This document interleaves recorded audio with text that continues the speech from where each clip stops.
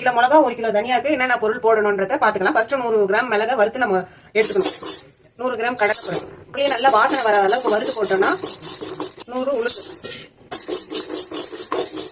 100 gram துவரம்பருப்பு, வெந்தயத்தை போட்டு நல்லா வறுத்துக்கலாம். உளுந்து கடலைப்பருப்பெல்லாம் போட்டா நம்மளோட குழம்பு நல்லா திக்னஸுக்கு அந்த கடுகு போட்டுக்கலாம். கடுகு நல்லா பொரியட்டும். 100 கிராம் சீரகம் தனித்தனியா வறுத்து நம்ம எடுத்துக்கணும். சோம்பு, இதெல்லாம் பெருங்காயம்,